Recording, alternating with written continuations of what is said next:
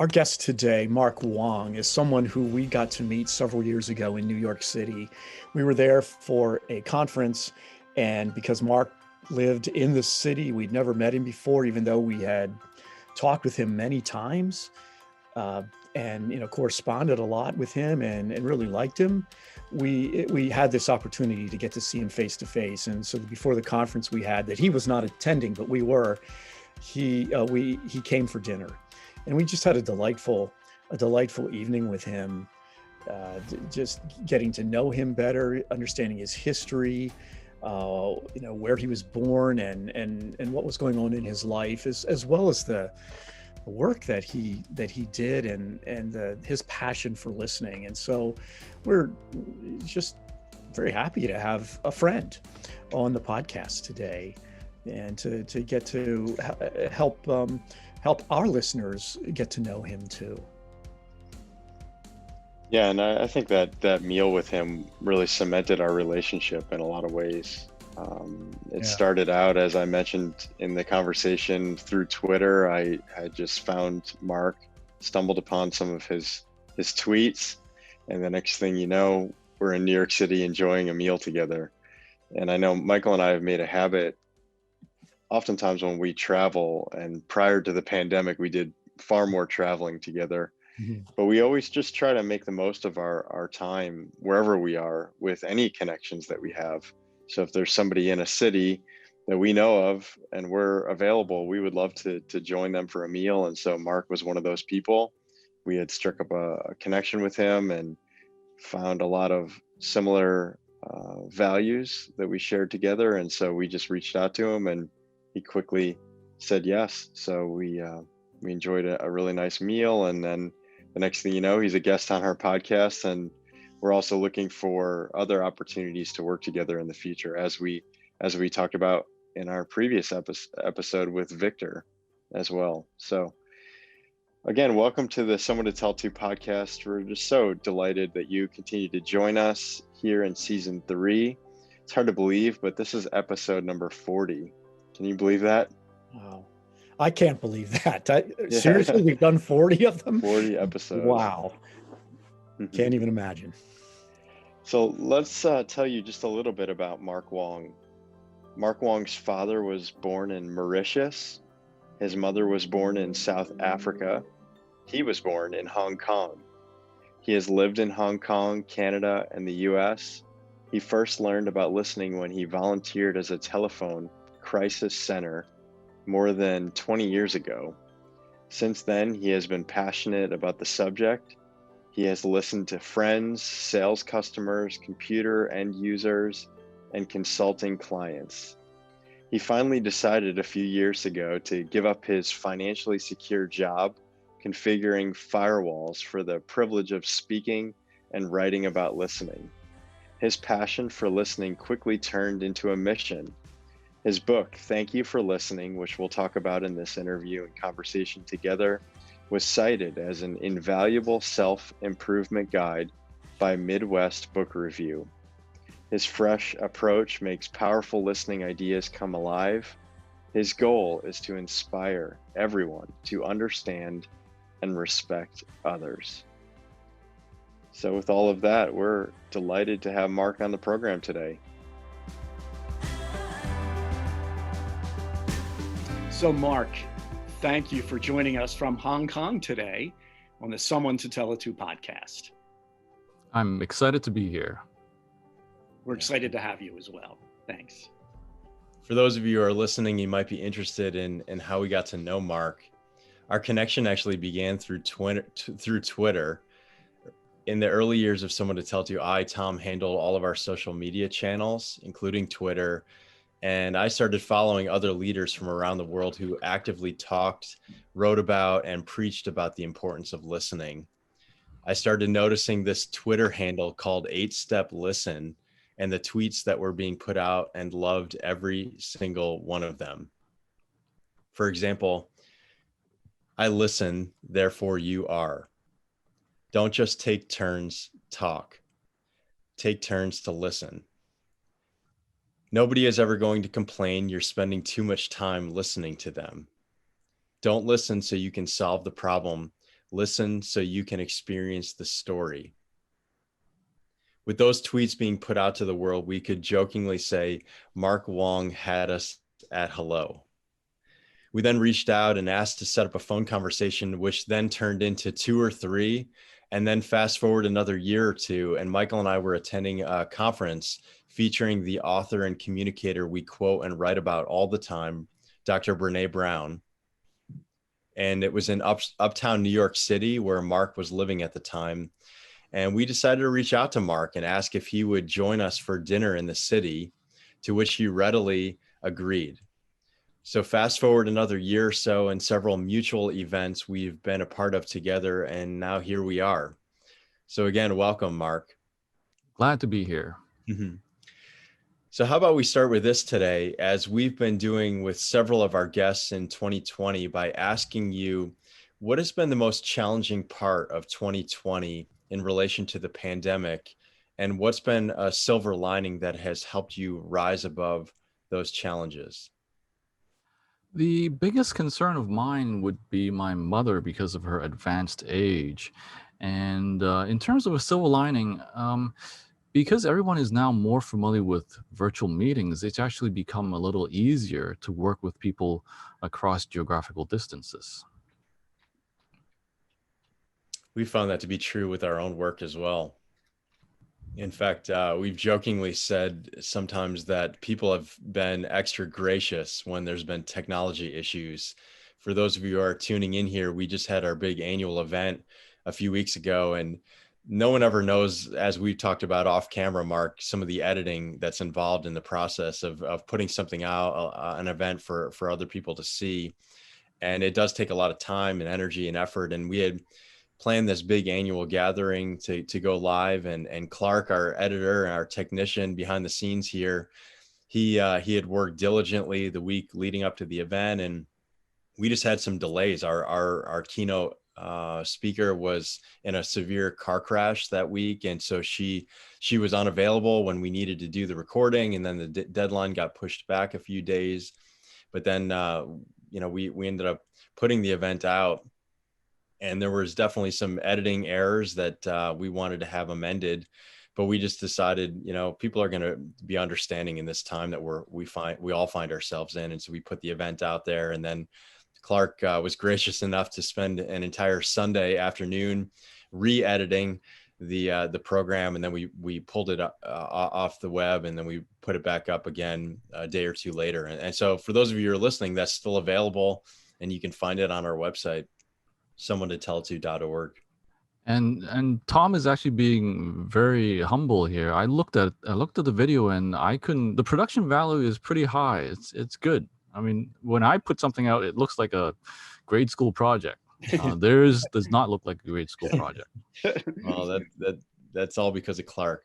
Well, yeah, it is. We can't take any credit for that, and we're so grateful for him. So thank you for that. We trust.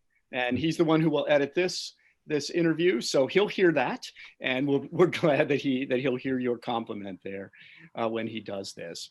And what people also don't know is that we had to stop and start this our connection for this interview today, because things weren't working right. We couldn't hear one another very well, and then we had to trade computers, and two of us had to trade computers, and it took some time to get back on and find the questions again and work this all out. So I just, we're giving you all the backstory and the secrets behind what we hope will look really smooth when it's out there, but till we get there, it's kind of tough. So we're glad. Who said teaching listening is easy? Yeah, it's not. And we're glad that, Marc, that we consider you a friend, so we feel more comfortable with you if we're having these problems, that somebody who can understand and be more gracious with us about this. So thank you. I used to be a tech guy, so I'm not doing very well here, actually.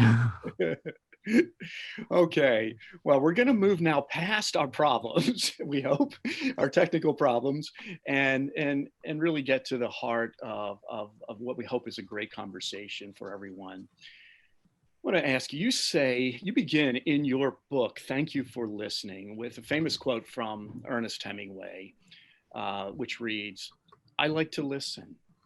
I have learned a great deal from listening carefully. Most people never listen. Ernest Hemingway's statement is a pretty strong one. So, could you take us back to what led you to shift gears out of your career to, as you say, go all in on listening, specifically by starting, volunteering for a community telephone crisis center? Was it because you too felt, as Hemingway did, as if most people don't listen? So this goes back a long time. I was in my early 20s living in Canada. And as you mentioned, I'm born in Hong Kong. So at the time, I had only been living in Canada for just a few years. So here I am from halfway across the world, and I'm at this crisis center, and I'm listening to people, and I'm understanding them, and maybe perhaps even making a connection with them. So this is incredible. We have this huge capacity to understand and connect with other people. And this is something that has stuck with me all this time. Now, fast forward a few years, and I was having an argument with someone. And afterwards, I was talking to my friends, and one friend started interrogating me. Did you do this? Did you try this? Did you try that? And a different friend started to tell her stories instead of listening to mine. And both of them failed to listen to me. And so I said to myself, what's happening? I need to do something about this.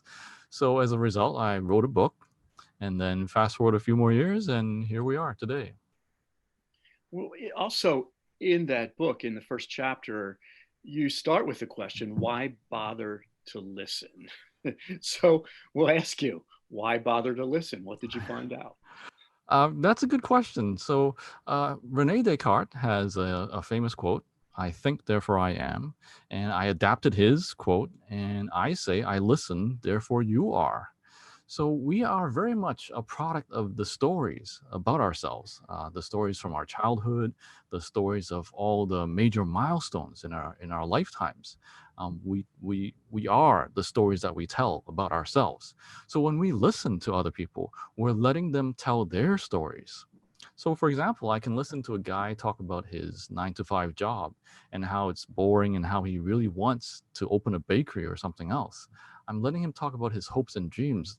I'm letting him talk about his current frustrations, who he is now. I can also listen to him talk about his financial planning, how he's saving money to eventually open this bakery. I can help him talk about what he wants to become in the future. So that's one reason. And another reason is because life is just amazing. It's full of ups and downs and laughs and tears. And it's a shame if we're not able to share all of this wonderful, weird stuff with anybody else. And finally, there's a very practical reason for us to listen to each other, because we have to live and work with each other.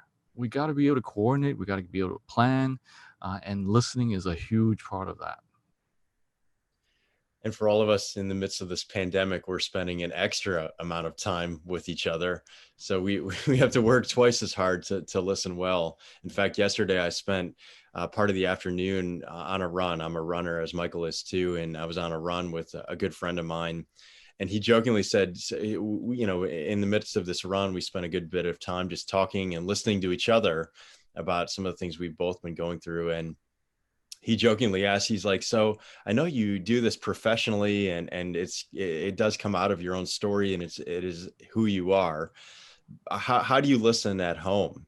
And that's always the magic question is, are we able to transfer this to really come out of who we are? So it's not just a checklist. It's not something we do when it feels comfortable, but it's something it does become a part of who we are, and all the people that we interact with, including and especially our own families. Absolutely. It's not something we just teach. Um, it's not something we just teach business people to do. And what we teach has to work at home first. It's very important, and it does indeed. It should work with our closest relationships first, and then we take it to our business relationships, and then we take it to even wider and wider circles. The things we talk about, I hope today will come across, or will be clear, that it's actually very practical, and very sophisticated at the same time. So how about this? How about we start with the question, what is listening? Sure. To listen, the way I put it, is to put someone else's speaking, thinking, and feeling needs first. Um, and the most amazing things that we're able to say are actually not easy to say. Things like, I love you, I'm sorry, or I have an idea. And also, I've just been diagnosed.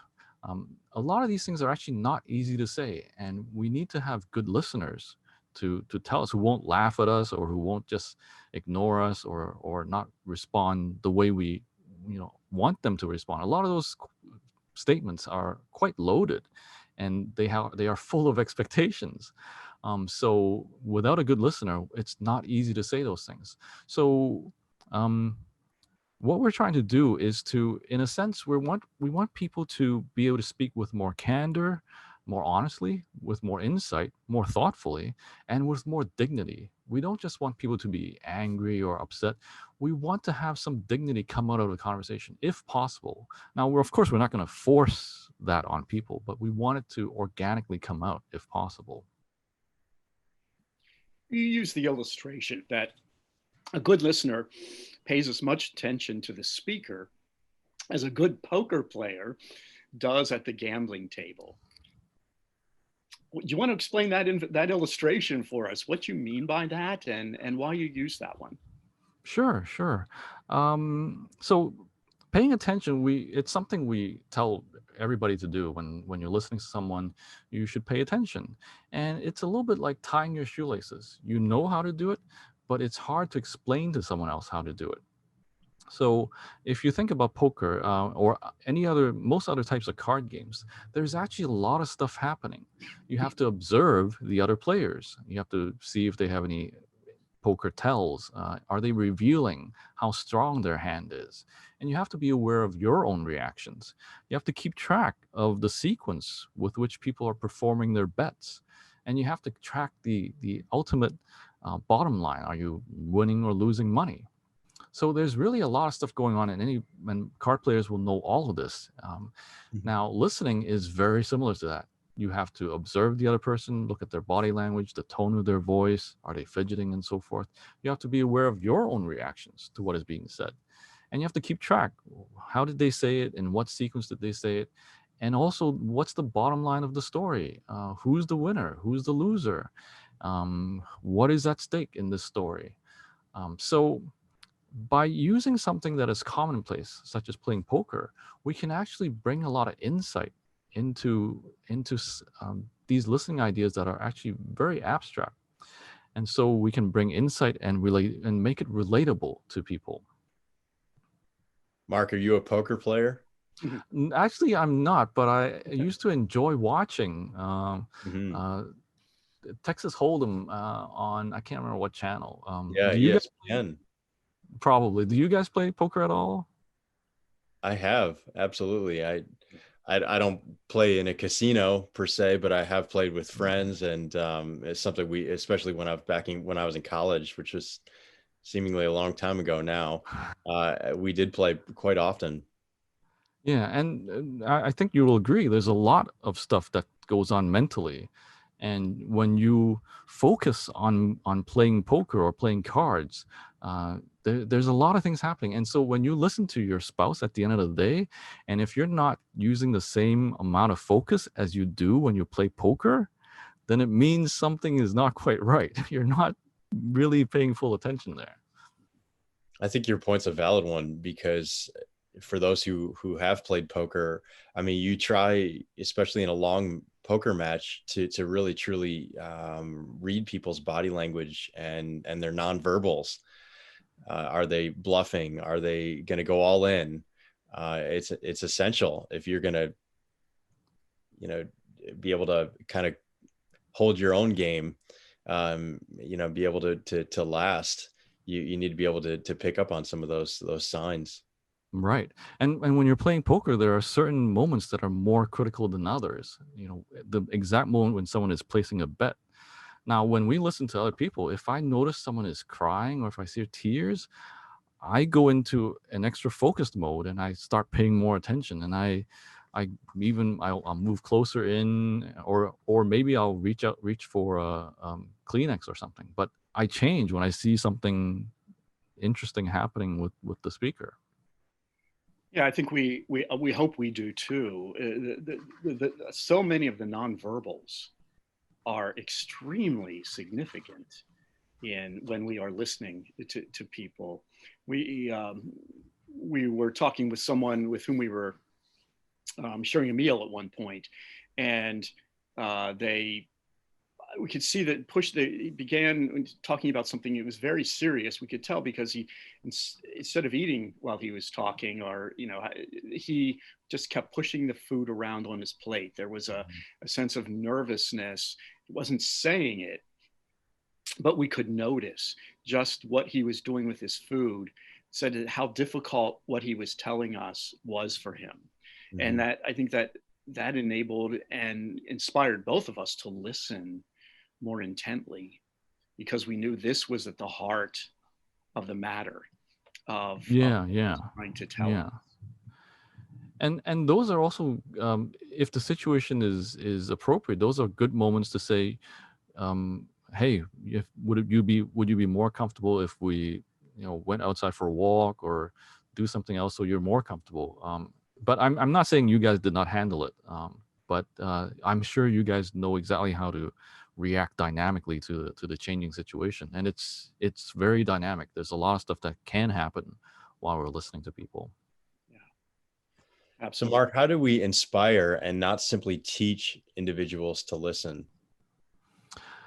So what we have to be very clear what the benefits are for people, and the benefits have to start at home. We have to be able to listen to in our most private relationships, and people have to see the benefits. A lot of times we teach these materials, it's in a corporate setting.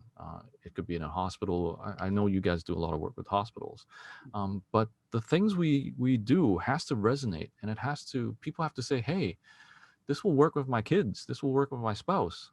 I should definitely try this at home, and they should come back and say, yeah, it does work. So we have to be very clear what the benefits are, and start at home, work our way out to people's work relationships, and then expand the circle even bigger. And then whenever appropriate, we should be able to show people that they know a lot already. So if you're a poker player, you know a lot already about the dynamic between two people and observing. So this builds confidence. It reinforces what people already know. Hey, I know a lot about this already. But at the same time, hopefully, it gives people, we let people know that there's room for growth. So as I said before, if you're not paying the same amount of attention to your spouse as you do when you play poker, then that means you're falling short somewhere. So again, to inspire people, we have to make it relatable, we have to make it matter, and then we have to make it personal as well. We're talking a lot about individuals and how we listen to them and teach and inspire. How do we inspire the culture at large and get this message and the ideas and the concepts about why listening is so important to a larger audience and to the world in general? Yeah, this is a huge problem. So in the US, fortunately, we know how to reduce conflict on the roads. We use safe driving. It's very familiar to people, and people accept it. They use it. They do it. So we can reduce conflict on the roads. We can reduce conflict in society. We teach everyone to listen instead of yielding to other motorists. We teach everyone to check their biases, which is similar to checking their blind spots. And we teach people to reject ideological rage, which is similar to road rage. So in other words, we can reduce inequality and division, or in order to do this, we have to promote listening and other related ideas on a wide scale, similar to how safe driving is promoted on a wide scale. Mark, one of the things we want to spend time with you on, because we experience this through our work at Someone to Tell To all the time, is folks trying to console others in their suffering using statements like, it'll work out, time heals everything, maybe it was all for the best. How do we avoid saying these kinds of inappropriate things? What would be better responses when someone tells you about the painful, challenging, or rough time they're going through? Also, based on your learnings, how do we comfort and encourage? So let's imagine all three of us actually went to the movies right now. It could be a Shakespearean movie or a superhero movie. It doesn't really matter. So we've watched half the movie and things are getting exciting. We're getting to the climax. A lot of emotions are going back and forth, and then someone in the crowd, someone else who's in the theater, they say, "It'll work out. Time heals everything. Maybe it was all for the best." Now these comments are jarring. And the reason is because stories have a structure. Um, the movie spends the first half of the time building up the background, explaining the background to us, and getting us to like the main character. And then when we get to the climax, there's all kinds of emotions going back and forth. There's moments followed by other tenser moments and happy moments, sad moments. And then after the climax, the story has to resolve itself properly. We love stories to have meaning. We don't like it when a story ends and an alien comes in and kidnaps the main character, and then that's the end of the story. We're not happy with that kind of thing. So stories have to have a meaningful ending as well. Now, when people say some of these random comments, it doesn't honor the past, or it doesn't respect the current moment, or it doesn't help to move things forward in people's stories. So that's actually what the real problem is. And in order to support people properly, we need to respect the history. Why is it that this particular disease is so devastating? Why is this loss so hard to bear? What's the history behind it? And then the moment. People can change. Right now I feel this way, but the next hour I may feel different, and tomorrow I may feel different again. And we have to go along with that. And then we have to help people move forward. How can we, in a healthy manner, help people not necessarily forget, or not necessarily, we can't erase things, but we can help people with small steps to move forward. So a very quick, simple rule is, if it's a comment that you would not make in the movie theater, then you should not say it to someone who is grieving or who is ill. And what you have to do again is to respect the past, the current moment, and then help people move forward in the future. There are a lot of things you've written, Mark, that we really like. And this is another statement that we want to read that resonated with us very much. And we'd like you to talk more about this. You've stated that when it comes down to it, no technique can replace sincere sympathy and a genuine desire to help. I'd like to hear where that came from, and what you think about that.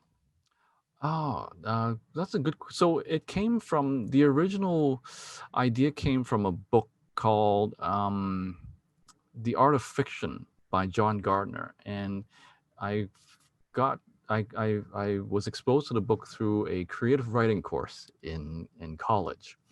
And in the book, he talks about writing techniques and how writing techniques really have to they don't dictate what um, it's the story itself that dictates what writing techniques you use.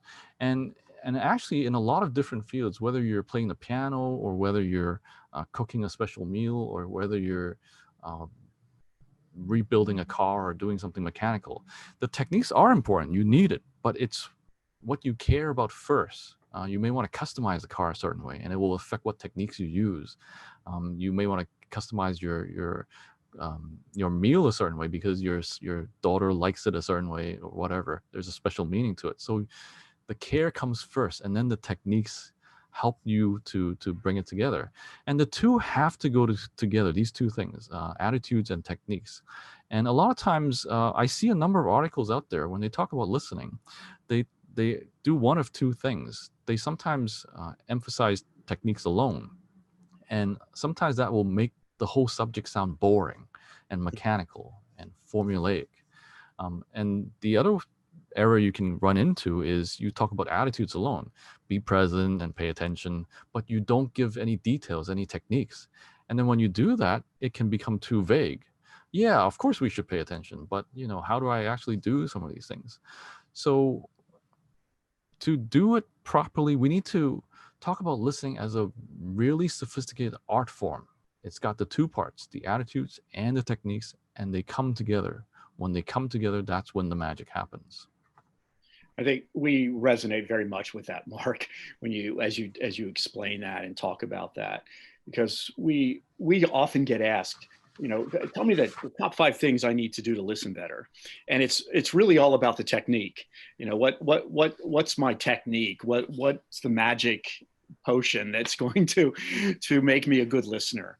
And we get frustrated with that question because we know that that's not enough, and we believe that it does start with an attitude, and what we tell people is that you have to believe that everyone has something to say as well, and you genuinely believe that everyone has significance and deserves to be heard, and needs to tell their story, for example. And then that's where it starts. But then yes, there are techniques that you can do to show that you're listening, to help with distractions and your wandering mind and all those kinds of things. But we believe that the two do go hand in hand. You have to have both, and to really be an effective and meaningful listener. So thank you for resonating with what we resonate with as well.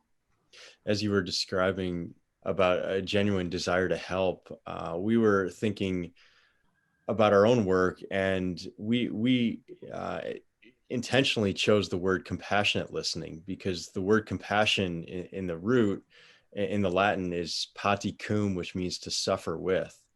And I think a lot of people throw around these terms like, I'm going to offer compassion to people, and they don't always know the extent of what it means. And also another word you used was care. And in the root of the word to care is to lament, to grieve.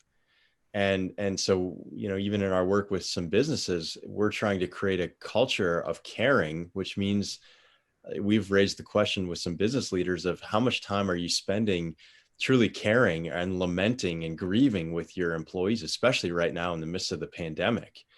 And so even today, when we began our conversation together, asking, what's something that's especially challenging amidst the pandemic for you, it does foster a context where vulnerability can happen, and you're able to describe, some of the things that are not so easy to face. That to us is truly caring about somebody and creating a culture of care. So my own approach has been to try and use business language as much as I can, because my feeling is that some people resist the idea of wanting to learn more about listening for whatever reason. So I try to use business language as much as possible, but I do like to use the word grace, and I don't think I use it in a biblical sense, in a religious sense. But I do believe that leaders should um, graciously share their best with others. And the reason why they do that is so others, their staff, will also graciously share their best or do their best work. And then I said that to someone one time, and then she said, "Wow, that's naive. Why would you do that?" Mhm. And so I said, "Well, if you are the manager, you're the leader, and you think that's naive, then your staff are going to think the same way. If you act that way and believe that, then why should I do my best and be nice to the customers or do extra work or whatever?" But if you are able to skillfully and graciously, almost with no strings attached, share your best with your staff and with your loved ones as well. If you're able to do that, people will also respond. They will. That's how you inspire people to be their best. So to me, this is actually a very important leadership skill that you need to cultivate. Mhm. Where do you think the word naive came from this woman? Why do you think she thought that what you were talking about was naive? Uh, I see. Well, there's a lot of cynicism. Why did she think it was naive? And so cynicism is perhaps one reason. And a lot of times when we deal with people, it's a transaction. You know, we're test out the waters. If that guy is nice, I'll be nice. But if that guy is mean, I'm not going to be nice to him. So we oftentimes have a transactional relationship with people. It's not a let me be nice first, and invite them to be nice to me in return. So and in a sense, that's also partly an education issue. So we need to teach more people to um, take the first step to be nice. And I'm not sure if you guys are familiar with Adam Grant. He's written a book, Give and Take, and he talks about some of these things. Have you heard about it? No. I'm not familiar with it. Okay, yeah.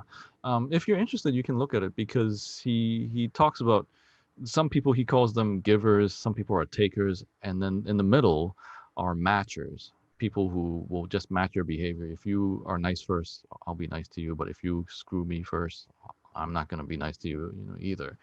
But again, if we go back to the driving analogy, why do we teach people to yield first? Why do we teach people to be nice first? Even if the other driver is wrong, why do we still yield? Because if we keep being selfish, if we keep uh, waiting for other people to be nice first, it's just not going to work.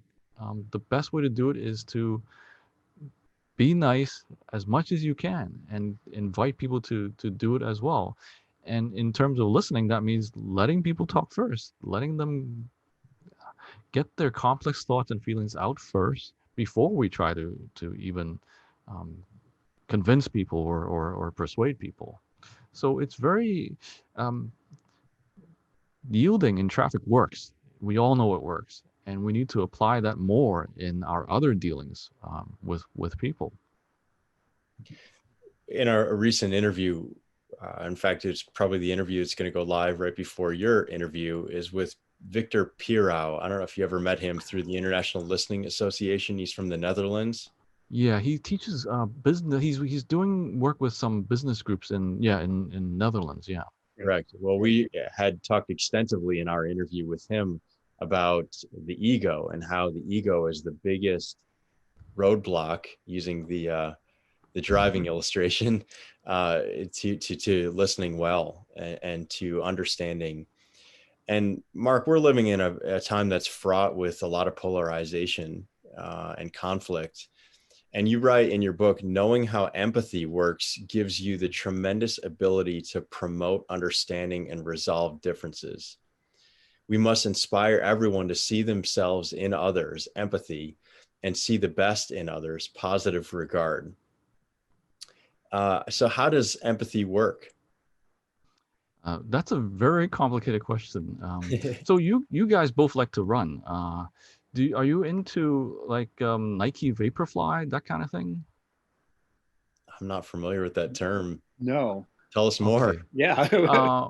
Okay, so this came out maybe 2 years ago. Some guy under controlled conditions used the newly minted Nike Vaporflies and broke a marathon record. So I guess you guys are not into running marathons. You just, it's not marathon running that you Half do. marathons. I've still yet to do my full, and I've had it on my bucket list, and I said I would do it before I turned 40. So I got 1 year left to get that accomplished. So on the other hand, do you guys collect shoes at all? Do you like running shoes at all?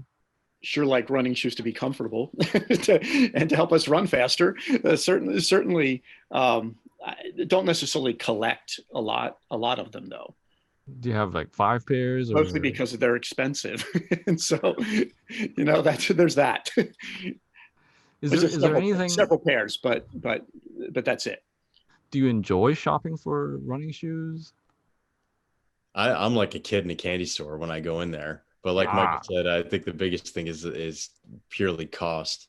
But I have a certain brand that I use, and I've used it every year for the last 6 years. This is not an endorsement of the company or anything, but the company is called Brooks, and they make one of their primary shoe lines is it's called Ghost. and it's a pretty common brand that most runners are familiar with, and they're the brand I've used for the last 5 or 6 years, and they've been great. So I'm really glad you said you're like a kid in a candy store. So what happens is you probably you enjoy window browsing. You don't have to buy anything. You can just go in a store and you be happy, right? Yep. And also maybe once in a while you will impulse buy. And maybe once in a while you hoard the things that you end up buying. You are reluctant to throw any of these old shoes away, or you have maybe shoes that you've never touched. They just sit there, but you don't want to use them, and you definitely don't want to throw them away. Correct. So the reason why I talk about that is because now I have my own hobbies and passions and so forth, and I like these robot toys, and I'm exactly the same as you. I like to go window shop. Sometimes I will impulse buy. When I go to the shop, I imagine what I can do with the things, and when I buy something, I take it home, I open it up to look at it. I may not use it or do anything with it, but I have to look at it. And then I have 4 or 5 boxes of these toys that have not been touched at all, and nobody's allowed to touch it. You're not allowed to throw it away. If you throw it away, it's a huge problem. So the reason why I talk about all this is because my hobby is totally different from yours, but knowing what shoes to use in what situation takes a lot of know-how, and in some sense creativity as well. It takes a lot of learning to get to a point where you know which brand works for you and for running what distance under what conditions and so forth. And for me, it's taken me years to learn how to build these plastic model kits. So there's a lot of know-how as well. Now, even though what you like is different from what I like, there's a lot of commonality, and the amount of sophistication I have with my hobby allows me to appreciate the amount of knowledge you have in yours. So through this commonality, I can see myself in you. Hey, we're both like kids in a candy store when we do these respective things. And I know how much time it takes for me to do one of these things properly. You know how much time it takes to try out these new shoes. Maybe just running one day won't actually do it. You have to try it over different road conditions, different seasons, and so forth. So this activity of mine helps me admire your dedication and your knowledge in your activity. So a lot of times we talk about empathy and we say we need to imagine, no pun intended, putting ourselves in other people's shoes. But we don't actually. Well played. I know, but it wasn't really intentional. That was good. That was good, Mark. But so we want to put ourselves in other people's shoes, but it's hard to do that from scratch. It's hard to do that with no basis at all. But it turns out I can use my hobby, my passion, to build a bridge across to your hobby. Hey, we have similar buying habits, similar hoarding, similar. I covet. I look at toys that are maybe $200 and I want to have them, but I never buy them. You maybe look at shoes that are expensive. You want them, but you never buy them, and it's okay. It's fine, So we have all this in common, and we can use my interest in widgets to understand your interest in knickknacks, and then build empathy that way. And when we do it through our own personal experiences, I think it's more meaningful and it's more durable when we do it that way, as opposed to just trying to imagine from scratch. Oh my goodness, how does it feel like to be a runner? 'Cause I don't run. I hate running. How does it feel like to try out these Nike Vaporflies? I imagine it's really exciting because someone broke a marathon record. But personally, I don't care. I mean, it's cool that these shoes can do that, or that they have this history, whatever. But and I can, I appreciate if someone is into it. I'm not interested in it, but I can still have empathy for someone who does that. But I think you guys know what I'm saying. In a sense, I don't care, but in a sense, I understand it's very important. And again, we can apply this to the things that my wife buys. She maybe likes to buy jewelry or books or shoes or whatever. And if I didn't think about it, it's easy for me to say, oh, women just are vain, or, men just certain people just keep buying toys and they never grow up. It's easy to label people. You can say kids are just spoiled. They just keep want to buy toys again, more and more toys. It's easy to label people, but that doesn't help us understand them. But it turns out we share all this wonderful behavior in common. And when we highlight it and think about it, then we can see ourselves in others and see the best in others. And the reason why I say those two things is because Carl Rogers, the founder of client-centered therapy, he said there are three necessary conditions for successful therapy. It's empathy, positive regard, and congruence. So I don't talk much about congruence, but the first two, empathy, which would be seeing ourselves in others, and then positive regard is seeing the best in others.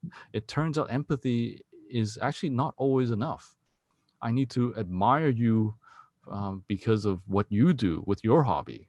If I don't admire what you do, then there's no reason for me to change my behavior towards you. You're just a guy that likes shoes. That's all. It's not a big deal. But because I appreciate my hobby and I've thought about it, I understand. Oh, shoes have significance to people. It's not just a matter of the beauty of the shoes. It's also the functionality, how it makes you feel, and more than that, how it makes you complete your running goals. That's really what it's all about. How it makes you feel good about running every day and so forth. So there's a lot of good stuff we can get out of it. It's not the toy that matters. It's not the hobby that matters. It's how it makes you feel, and that's very universal across different things. So I've said a lot of stuff here, but empathy can be done if we use our own rich experiences. Use it by all means to understand other people's rich experiences. Make it meaningful to me personally, and also make it durable. It's not just, oh, what's it like for women to be pregnant? Oh, I don't know. It must be hard. But I'll never know because I'm a man.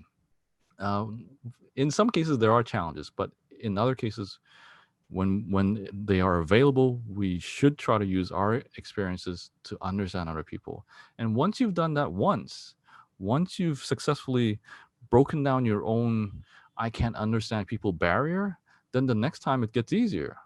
Oh, I can understand callers from a different culture, from different gender, with dealing with issues that I, as a immigrant kid, never had any experience with, but I can still understand them.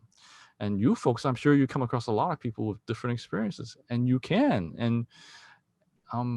And it's actually, it's in a way, it's amazing that we can do all this stuff, and we need to show people in as concrete a way as we can how they can do it too. And again, one way to do it is to use everyday examples, concrete examples, relatable, insightful examples. You said a word there that also sparked something in me. The word was common. We like to find what we have in common, and I think this is what you're talking about. What do we have in common with one another? We might not collect the same things or have the same interests, but we all know what it's like to feel excited about an interest, to feel that joy when we are able to buy something or obtain something that we love, whatever it may be. And it's connecting with those common feelings and common emotions that we all have for one thing or another, many things or and many others that can help us to be able to connect then with one another and listen better, because we know the feeling as well. We can resonate with that feeling that someone is expressing. And I would say that Absolutely. part of the problem, especially right now in this polarizing society, particularly in the United States that we find ourselves, is people focusing immediately on what they don't have in common. And I don't like your hobby, so I'm not going to find any commonality. as opposed to, as Michael's mentioning, finding the common ground first. The fact that we both have hobbies, all three of us have hobbies. And it just so happens Michael and I's hobbies are the same, but your hobby, we can appreciate the fact that you have a hobby. And that, I think what you're saying is that you, like us, are like a kid in a candy store in terms of doing research. I know as you were describing this, I kept thinking back to the last pair of sneakers I bought, and I spent hours. I'm kind of embarrassed to admit this, even though I knew the exact brand and the type of shoe I was going to purchase. I still spent hours online just researching what other runners are running in, what types of sneakers, and also I love looking at just the colors. Like, what color am I going to get on my sneaker the next go around, even though I know the exact brand and model I'm going to use. It's still fun. And so we can find a lot of, we just have to start with what's common. Yeah. And I can imagine that the three of us, there probably is a hobby that we all do share. I know Tom and I do. And I might bet that you do too, Mark. You love books, don't you? Sure, yeah. You love to read. Well, I think we probably all collect books as well, and find them to be very obviously illuminating, inspiring, educational. We all like to write. From there we can, even though we may have some different hobbies, we can also begin, when we listen to one another and begin to grow to know one another more and more, we realize that, guess what, we probably have that might be a hobby we would have in common too, because our love of reading, our love of books, our love of learning. So it leads even different hobbies, when we listen to one another talk about them, can lead us to understanding and finding where we actually have some in common too. And the more we have in common with one another as human beings, we believe the more we will listen, the more we care. And Right, absolutely. So when we talk about trying to heal the country, it's a lot of times people jump in and say, oh, okay, Democrats and Republicans have, or 60% or 80% of Democrats and Republicans agree to this or agree to that. And I personally would rather people start with something that's not as fraught with divisiveness, so such as shoes and toys and books and so forth. I'd rather they do that first, because this is not as hard to build common ground with. If you say, well, 80% of people across the aisle believe in I don't know, lowering taxes or raising taxes, whatever, on the rich, whatever the issue may be. Those are harder to do. So I feel that some of this work should be done as a primer, sort of, to prime people to get them into a more cooperative, more understanding other kind of mood. So again, it's easy to I mean, you can get people to Republicans and Democrats to sit down and then jump right in, which I think is a bit risky. You can then appeal to other things. You can say, well, we're all Americans. We should all be patriotic. We should all, but that doesn't work either, because it's, everybody knows, you eat, you sleep, and you love your kids, but, so what? It's not quite personal enough. So that's why that's why I try to do it the way I do it, which is to try and make it personal. You love this stuff. You're like a kid in the candy store. And guess what? You can use it to understand other people. And then from there, understand more groups of people, understand different types of people. Keep building that empathy circle or expanding that perspective circle. Make it a habit. Once you stretch your empathy muscles, they actually become stronger. So you do it once and then you keep doing it, make it a habit. And pretty soon, I think we'll be able to make some real changes in society. good stuff. It really is. Thank you. Here's another quote. Being a good audience is the basis of good listening. It is the polite way to behave when someone else has something to say. The big secret here is that we can be excellent audiences under the right circumstances. We recognize people have something to share. We engage with the speaker and share his or her feelings. We acknowledge the story. So what makes a good audience, Mark? Great. So what I would like to say is pretty much all of us have the experience of being forced to listen to a boss or a client talk about their boring story. They went on a golf trip or they went on some trip somewhere, went to Europe or whatever. And we do it anyway. We know how to be a good audience for our client or our boss, and because we know it's valuable, we know we want to be polite, not just polite to our boss and client. We want them to think we're good guys.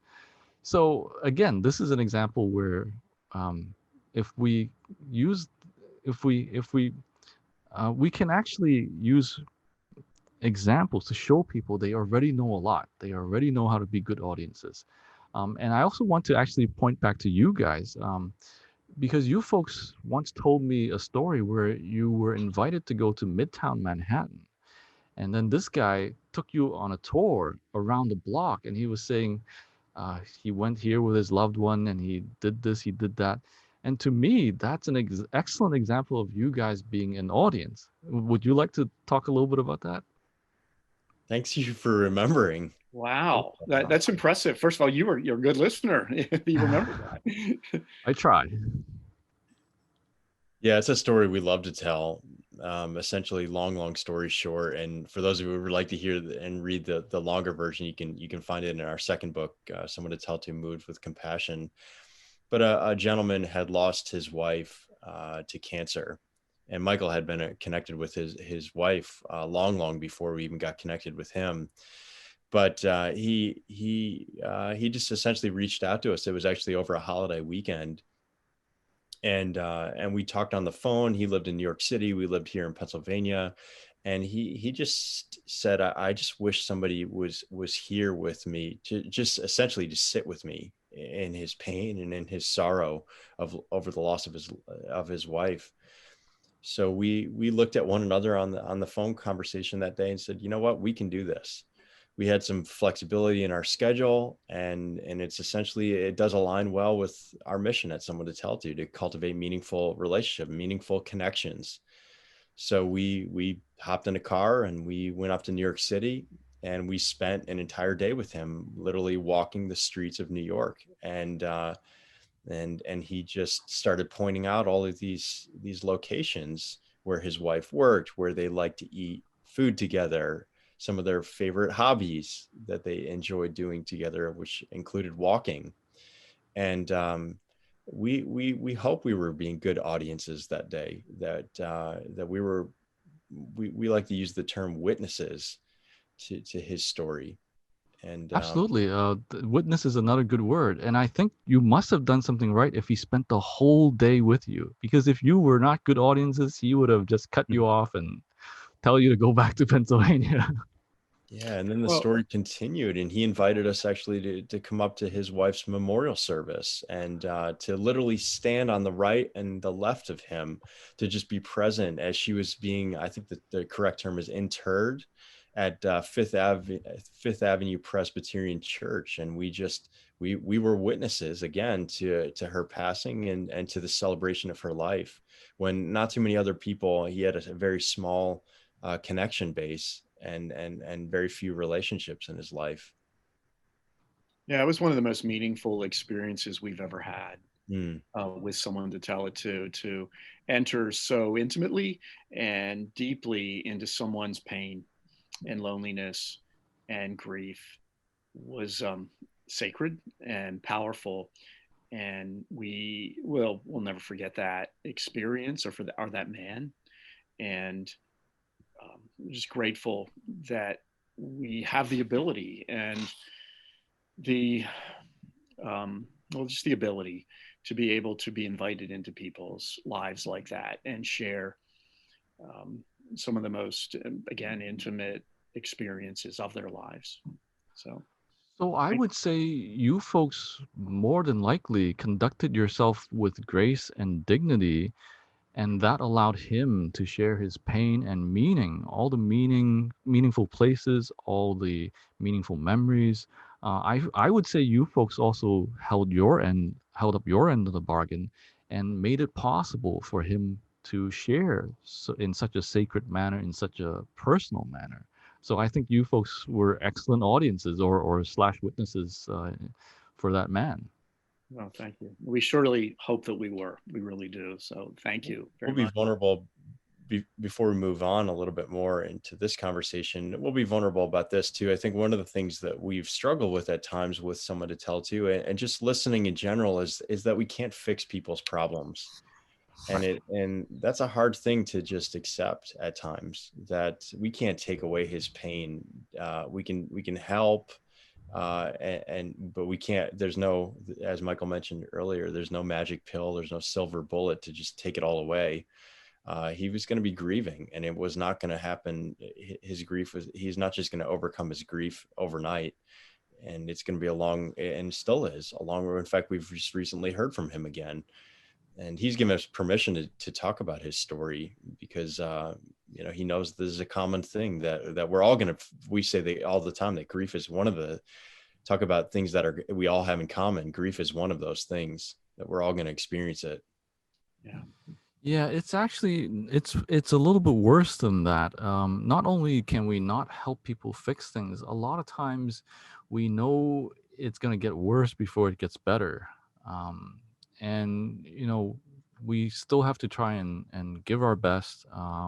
And there's a lot of skill and sophistication in how we conduct ourselves and how we present our solidarity or humanity to people in these very personal moments. And the better we are at handling it, I think people can sense it, and then people can take strength from it. I personally don't think it. So the way the way I describe it is, we bring all this, we bring our best to these situations, and that inspires people, or it makes it safer for people to be their best, and to go on. And we want them to have more hope and more courage. We want them to move forward with these things, and to me, it's deliberate. It's not actually just a random thing. We actually know.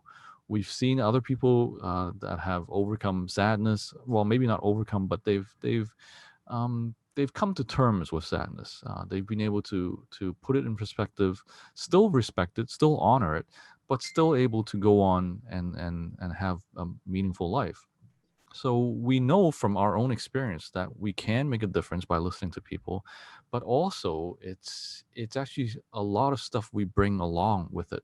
We bring our humanity, our own suffering to these situations, and the way we handle it ourselves can sometimes be seen by other people, and then it gives them more hope and courage to deal with their issues as well. Yeah, and it's not easy. We'll be very honest, because when we enter into a circumstance like this man's, when he's in deep, deep pain, and we know it's not going to get better soon, and in fact, as you say, will probably get worse for a while,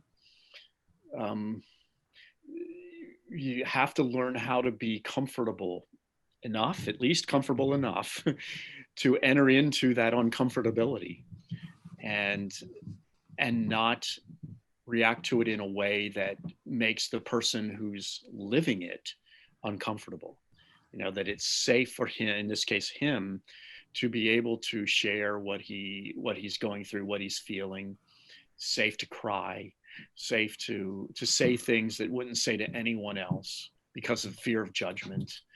And it's so important to be able to do that, and to do it without being uncomfortable.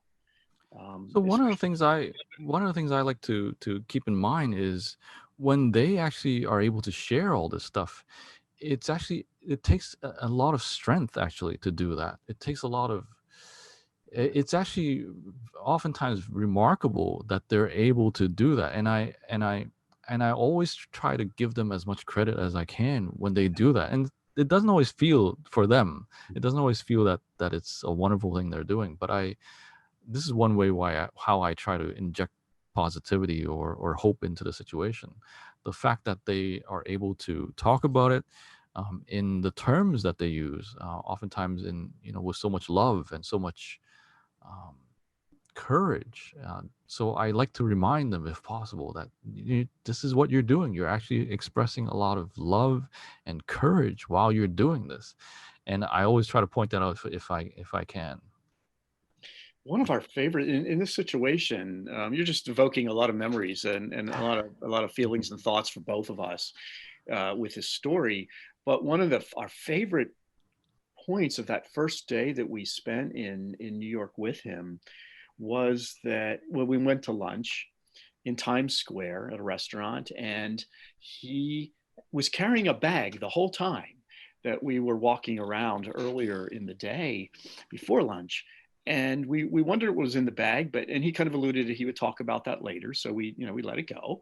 But when we got to lunch and sat down and ordered our food and over the meal, he pulled the bag out, from off the seat beside him. And it was a photo album of his life with his wife.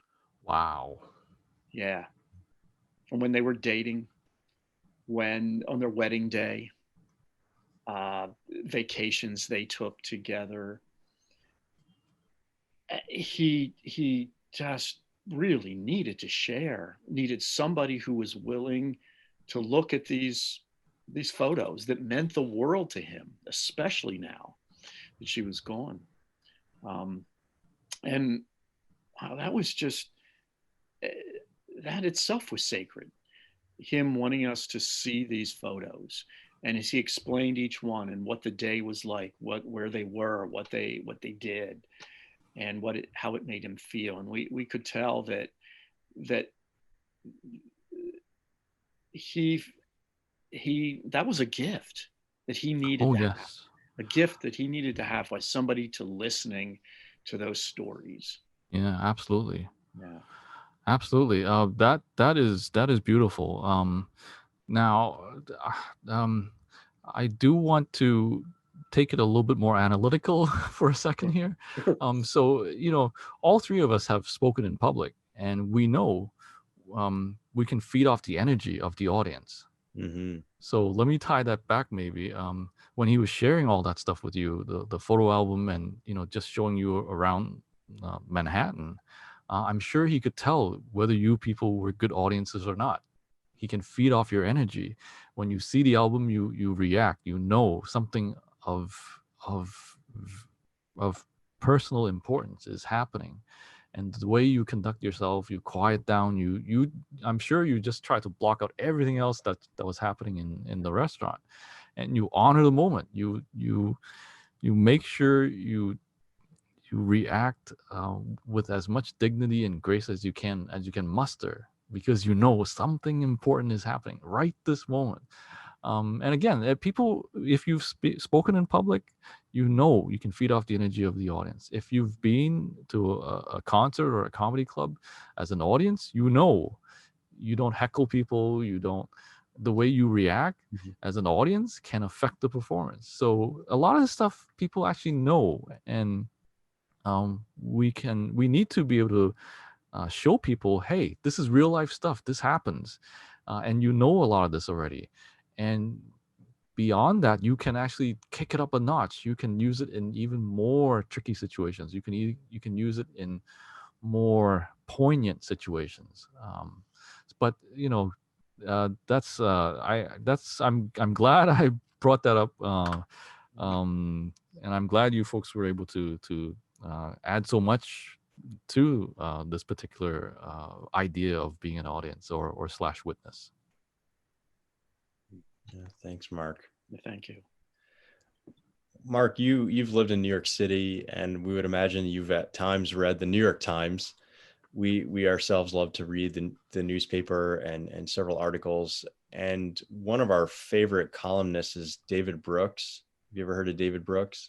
Yeah. We've quoted him in ideas. Yeah, he tends to write about a lot of political matters, but then he also has just this extremely compassionate side where he writes a lot about relationships, and hence why we connect with a lot of his stories. In a recent article that he wrote in the New York Times entitled 9 Non-Obvious Ways to Have Deeper Conversations, he writes this. He gives nine models or nine things that you can do that can foster deeper relationship. And I think it's the last one. Mm-hmm. And he calls it, the number 9 is the midwife model, like this. And he wrote that sometimes people talk to solve a person's problem. He says, but the Reverend Margaret Gunther wrote that a good conversationalist in these cases is like a midwife, helping the other person give birth to her own child. That means spending a lot of time patiently listening to the other person teach herself through her narration, bringing forth her unthought thoughts, sitting with an issue as it slowly changes under the pressure of joint attention, to influence actions. And then he quotes neuroscientist Holly Sherratt, that you need to give people a sense of control.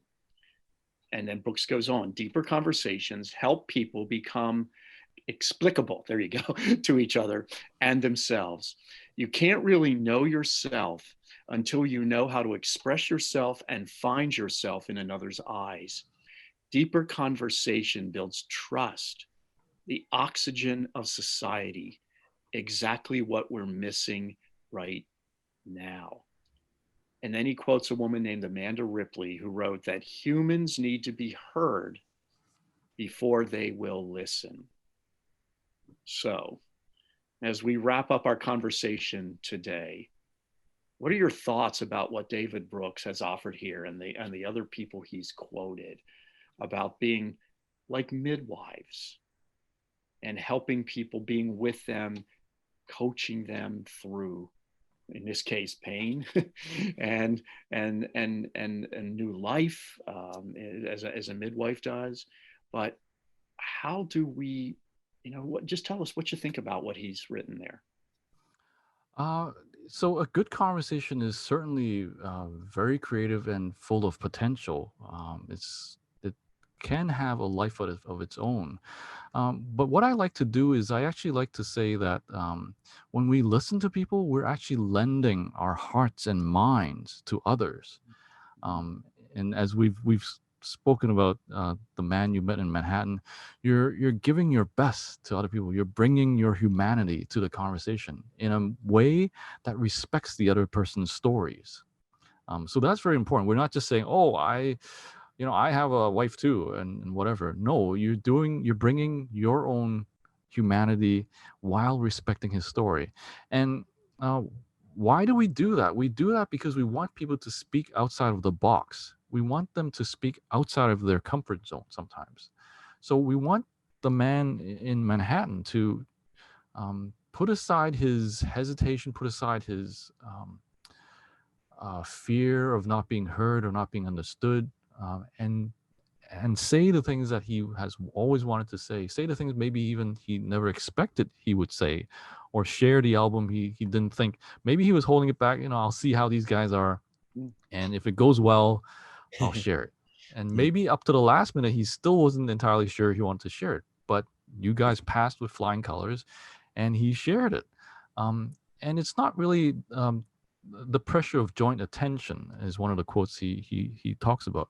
And I want to throw it back at you guys again. I'm going to do this to you one more time. You've once told me a story where you folks actually took someone to Hershey Park. There was a woman who had never been to Hershey Park. And now to me, a midwife doesn't really do that. And as far as I can tell, you folks did it because you could sense that this is something that would have been good for her. It would have helped her to gain rest and appreciation for herself that she didn't expect. She didn't think she needed it. She didn't realize that she needed a break, and she didn't realize maybe she needed to appreciate herself. So you brought your humanity, your understanding of suffering and recovery and hope and courage, and you brilliantly came up with this idea. Hey, we'll take you to Hershey Park, and it was exactly what she needed. So this is what you brought your best to the conversation, and you delivered. You did it, and she was. You can talk about the story. I don't know actually how exactly it ended. Well, Well, first of all, again, I think we're overwhelmed by your memory and that you remember these stories and you obviously listen, and that's just really incredible. So we want I to thank you for try. that, because you are modeling. You are a model for what listening really is about. You remember people's Well, stories and their but feeling. And, yeah, okay, go well, ahead. you told me that story because it meant something to you. So if Yeah. it means something to you, then I should try. And there's something important that happened to them. That's why they're telling me that. That's why. Yeah. Well, thank you. Well, we'll just tell it very quickly. And it actually, um, it was Hershey Gardens as Oh, opposed to Hershey Park, which is okay. They're right beside. They're adjacent to one another and very similar. But the very fancy gardens that the public, you have to pay to go to, and this woman really wasn't able to afford it. That was part of the issue. But but we learned she had lived within almost literally walking distance for years to these gardens and Hershey Park, and she hadn't been there. And so we said, "You need to go." And she agreed, and we went. And it was a really hot day, and we walked around the various sections of the garden. There was a rose garden, and she literally bent down and sniffed every color of rose that they had there, and there were many, many, many. And she was like a little girl again. This is a woman in her 60s. She was a little girl again in She was her. a kid in a candy store. Yeah, she really was for her. And then they have a butterfly house there, and we went into the butterfly house, and butterflies were flying all around, and some of them would land on her, and she just would giggle and laugh when that would happen. And then we went through a Japanese garden, which was very shaded and very cool, and it felt really good because it was it was a so hot hot day. that day, and it was more soothing, and there was a brook that ran through it. And then after we were through most of the garden, we found a bench, kind of an isolated bench underneath a huge tree, and the three of us sat down on the bench, and we had the most intimate conversation with her. And one of the questions we asked is, why hadn't you ever been here before? And this is what was the most poignant part of that whole day. She said, I never felt that I was worth it. That this fancy garden, she wasn't good enough to go and enjoy it. And that was really hard for us to hear. And Did you suspect something of that sort? And oh yeah, we kind of did. yeah. Um, So but yeah. but still, to hear it out loud and to Yeah. have it confirmed, we felt Um, pain for her, and our response was, well, you are worth it, and that's why we brought you here today. Yeah, absolutely. So again, kudos to you guys for picking up that she needed something like this and then actually doing it. And so again, it's in some ways, I would say it's not always like a midwife. You are bringing your best and the best could include a trip to, it could be the way I talk about it, I use a teddy bear from a little girl. It's her treasure toy. That's what I use as my example. But um, the best conversations are when we bring our best. We're able to bring our best to the conversation in whatever way, whatever manner. It could be accompanying someone to a park or whatever, and then as a result of that, they experience a change. They see something, they more hopeful, more positive. Um, and when it happens, it's beautiful. And it is what we want to happen. It doesn't always happen. Sometimes it can take several tries, and then it can try. We may have to try several different things.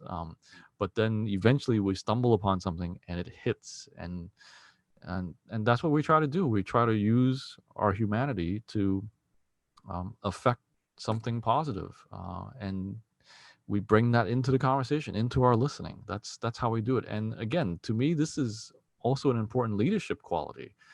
If you see people are struggling with a problem or a work problem or whatever, and you try to you don't tell them what to do, you don't tell them how to solve it, but you bring your best and you get them to um, think outside the box, say things that they never thought they would be able to say.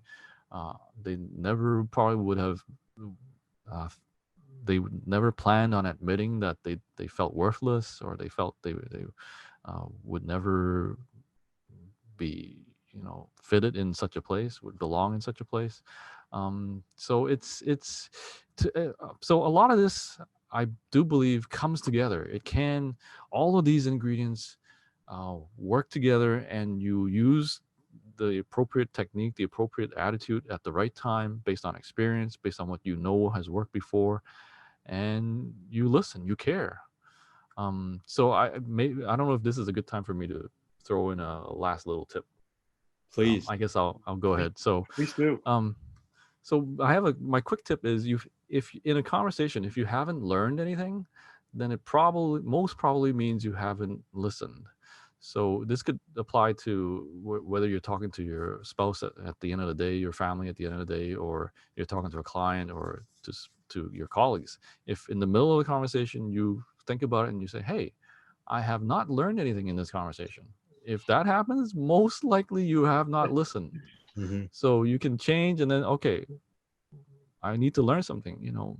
If I talk to my wife, hey, what did you do today? Or, what's going on? It's a quick tip. If you haven't learned anything, you probably didn't listen.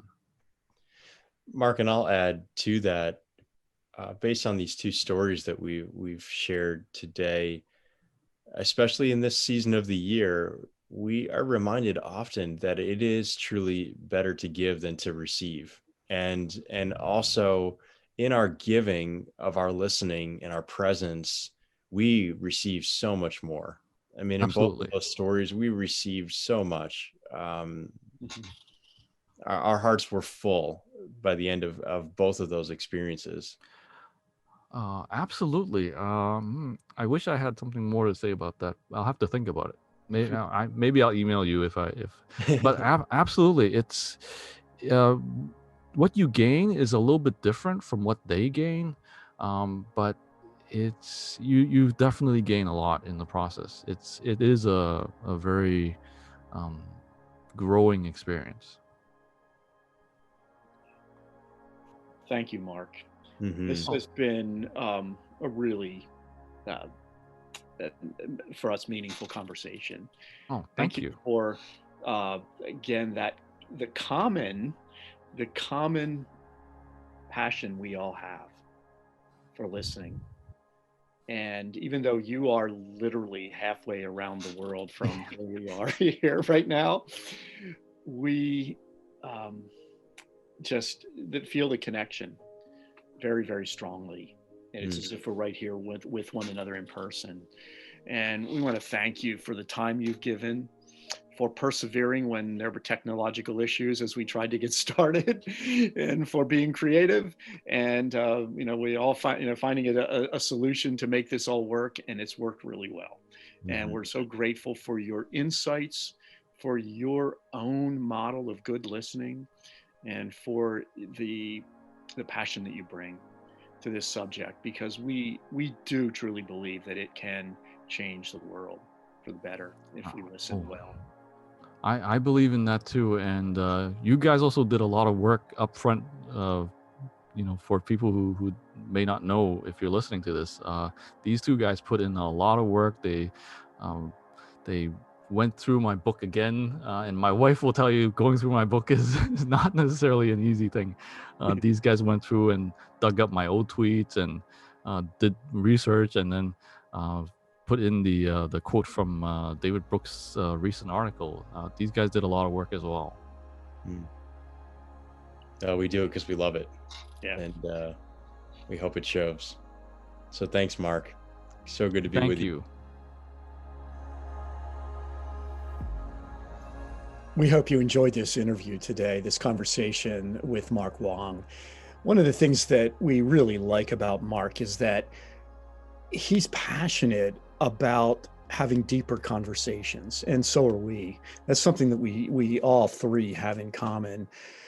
We believe in this world where loneliness really is at epidemic levels, and I guess particularly now in the midst of a pandemic, when it's so much harder for people to connect with one another. To be able to have conversations of greater depth is really significant.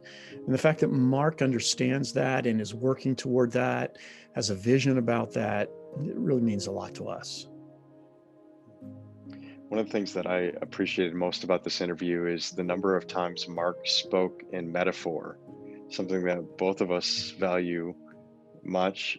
We utilize metaphor in our writing and in our speaking and our storytelling.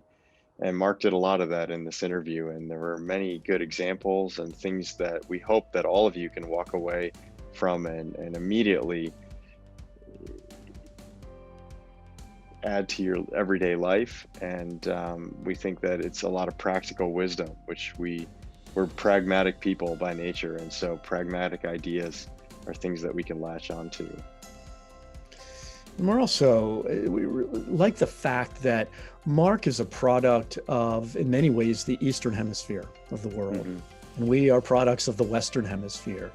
And yet, in spite of whatever differences that may bring to our lives and to our upbringings, and to our understandings, there is that same common understanding about the need for listening, about the need for greater depth within our relationships. And that's something that we also value, to being able to find the common ground that we all as human beings share with one another. On that note, we're excited to express this opportunity that's been presented to someone to tell to in recent weeks. It's potentially to expand our work into Asia, into China. And it couldn't be more timely after this interview that we've been having these conversations with some folks, and they've expressed interest in having our work expand into Asia, specifically because mental health services are sometimes stigmatized. And so they appreciated someone to tell to's non-traditional approach to supporting people. And so we're in the process of having several conversations, and we look forward to seeing where this may lead. But as Michael mentioned, just being able to find some commonalities among both cultures, and there are many, is where we hope to begin. So today we just thank Marc Wong, our friend, for being on the podcast, for us having this delightful conversation today. And we thank you once again for joining us on the Someone to Tell It To podcast. And if you enjoy these podcasts, we invite you to support them. You can go on patreon.com, and that's a wonderful way to support the podcast series. You could also go to someonetotellitto.org and make a donation and designate it for podcasts. That would work too. And we are just so grateful for everyone who values these conversations and who is able to support them.